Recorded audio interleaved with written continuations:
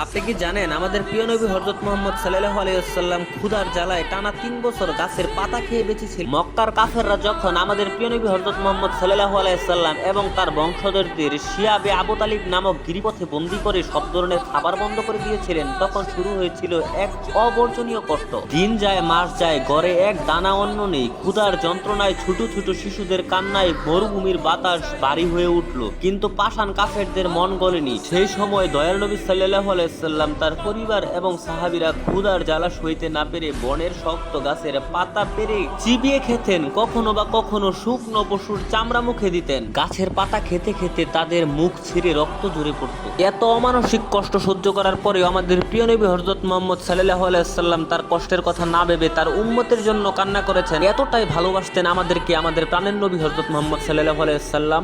আপনারাও যদি আমাদের প্রাণের নবী হযরত মুহাম্মদ সাল্লাল্লাহু আলাইহি ওয়াসাল্লামকে ভালোবেসে থাকেন, তাহলে এই ভিডিওতে লেখা